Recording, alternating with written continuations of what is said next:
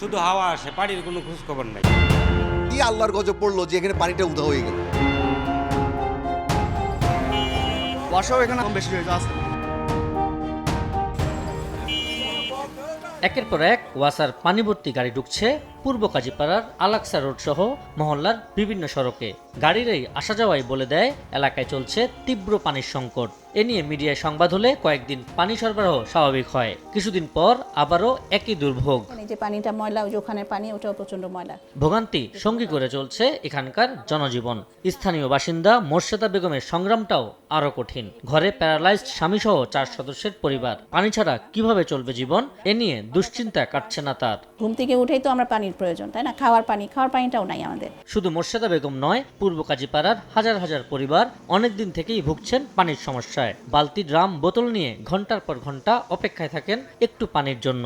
অনেকেই আশেপাশের বাসাবাড়ি থেকে পাইপের মাধ্যমে নিচ্ছেন বেঁচে থাকার একটু সম্বল, আবার অনেকে সংরক্ষণ করছেন বৃষ্টির পানি। লাস্ট 7 ডেজ আমরা টোটালি এক ফোঁটা পানিও পাইনি। শুধু হাওয়া আসে, পানির কোনো খোঁজ খবর নাই। 3 গাড়ি 4 গাড়ি করে পানি কিনতে হয়, তাতে তো হয় না। পড়াশোনা ফেলে, খেলাধুলা ফেলে আমার খালি বালতি নিয়ে দৌড়াদৌড়ি করতে হচ্ছে। কি আল্লাহর গজব পড়লো যে এখানে পানিটা উধাও হয়ে গেল। এলাকাবাসীর অভিযোগ, সংশ্লিষ্ট সংস্থার কাছে অসংখ্যবার অভিযোগ দিয়েও প্রতিকার পাননি তারা। উত্তরের প্রশাসকের অনুরোধেও সমাধান হয়নি পানির সমস্যার।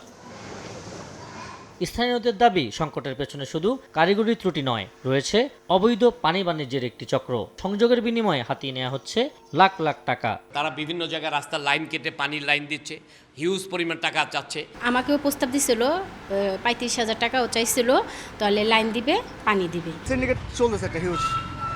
বর্ষাও এখানে আমার কাছে যতটুকু মনে হয় কম বেশি হয়ে যাচ্ছে। কেউ পানি পাবে, কেউ পাবে না, আবার কেউ পাইপ দিয়ে টেনে আনবে, আবার গাড়ি দিয়ে কিনে আনবে, ওটা হবে না। এই সংকট এখন শুধু ভোগান্তির নয়, জবাবদিহিরও। নগর জীবনের মৌলিক সেবাগুলোর একটি নিরাপদ এবং নিরবিচ্ছিন্ন পানি সরবরাহ, তবে এখানে সেই সেবাই পরিণত হয়েছে অনিশ্চয়তায়। স্থানীয়দের অভিযোগ, সংকটকে কাজে লাগিয়ে অবৈধ সংযোগের বাণিজ্য চলছে। এখন প্রশ্ন হচ্ছে, তবে কি কৃত্রিম সংকট তৈরি করে ফায়দা নিচ্ছেন সিন্ডিকেটের সদস্যরা? প্রশ্ন হচ্ছে, যে এলাকায় পানিই নেই সেখানে কিভাবে অবৈধ সংযোগে মিলছে পানি? অনুসন্ধানে উঠে এসেছে আরও চাঞ্চল্যকর তথ্য। তো এই মেইন লাইন থেকেই মূলত এখানে সংযোগগুলা গেছে। মূলত মিরপুরের পানি ব্যবস্থাকে উন্নত এবং আধুনিক করার লক্ষ্যে কোবরা কোম্পানির সাথে চুক্তি করে ঢাকা ওয়াসা।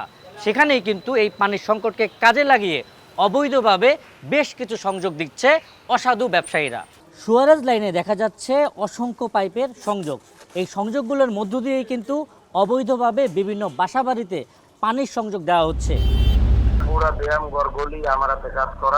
এদিকে অবৈধ পানির সংযোগ নিতে সময় সংবাদের কথা হয় সিন্ডিকেটের 2 সদস্যের সঙ্গে। সেখানেও পাওয়া যায় সত্যতা। আমরা কাজ করি আসলে, ওই দেখা যায় কি একসাথে দুই একটা কাজ করলে দেখা যায় একটা সমন্বয় করে কম বেশ করা যায়। আমি যতগুলো কাজ করছি, জনি ভাই কমিশনার ভাইকা ওনাকে সহজে নিয়ে সব কাজগুলো করি, যাতে মানুষ কোনোভাবে হ্যারাসমেন্ট না হয়।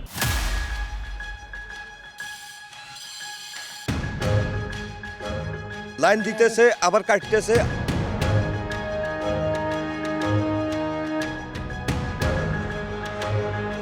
রাজধানীর পূর্ব কাফরুল গভীর রাতে রাস্তা খুঁড়ে ওয়াসার মূল কোবরা লাইন থেকে পাইপ বের করছেন কয়েকজন।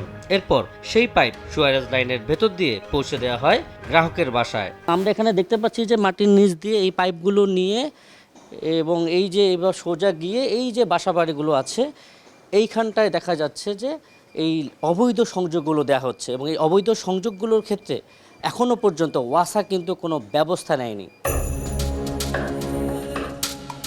অবৈধ সংযোগ খুঁজতে রাজধানীর মিরপুরের কাজীপাড়া, শেওড়াপাড়া সহ বিভিন্ন এলাকায় সময় সংবাদ। ক্যামেরায় ধরা পড়ে এমন অসংখ্য অবৈধ পাইপলাইন।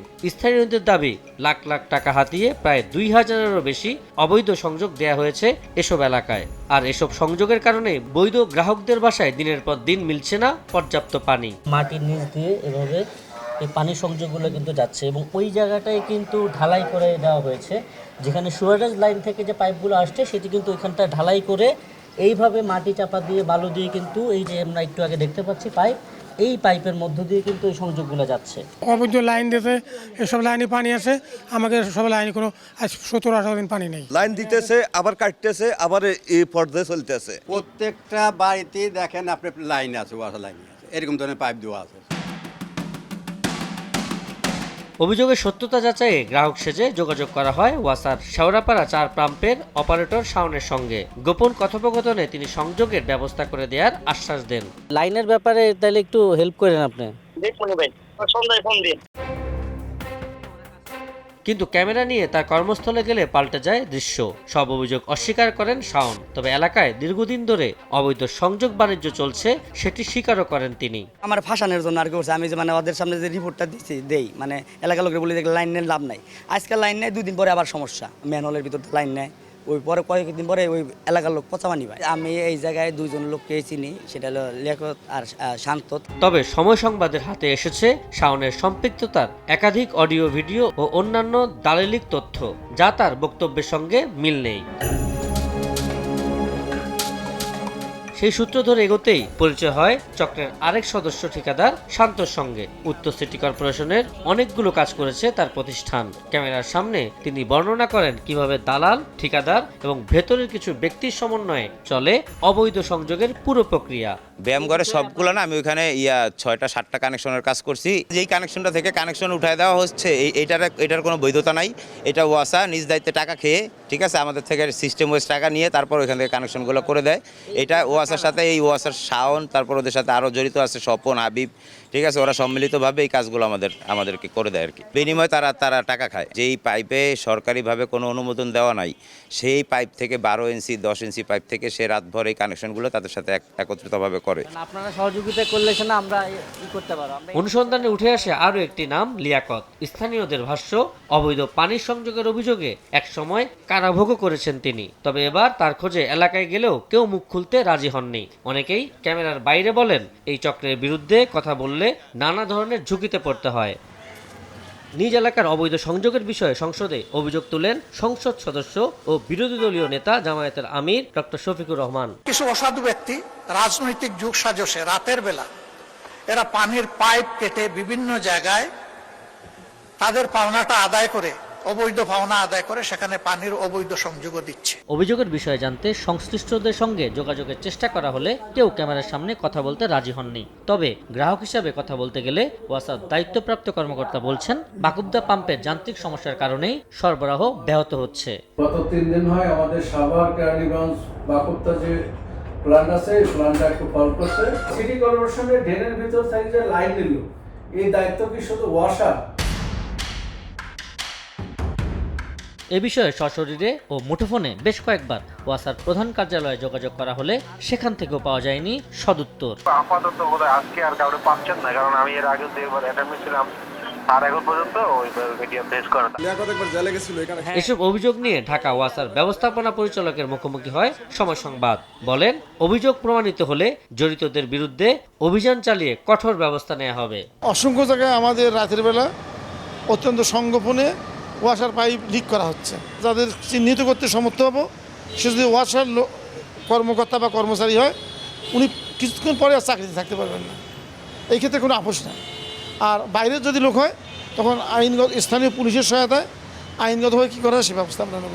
তবে এলাকাবাসীর প্রশ্ন, বছরের পর বছর ধরে যদি প্রকাশ্যেই চলে এই অবৈধ বাণিজ্য, তাহলে সংশ্লিষ্টদের চোখ এড়িয়ে গেল কিভাবে? আর যদি জানাই থাকে, তবে এতদিন ব্যবস্থা নেওয়া হয়নি কেন? সংকটের গল্প পরিণত হলো অপরাধের গল্পে, যেখানে জড়িত ঠিকাদার, রাজনৈতিক ব্যক্তিবর্গ সহ স্বয়ং ওয়াসার কর্মীরাও। বহু বছর ধরে চলছে এই পানি বাণিজ্য, ভোগান্তিতে হাজার হাজার পরিবার, কিন্তু এখনো হয়নি স্থায়ী সমাধান। এখন দেখার বিষয় এই সংকট নিরসনে কী পদক্ষেপ নেয় কর্তৃপক্ষ। আবু সাইদ নিশান, সময় সংবাদ, ঢাকা।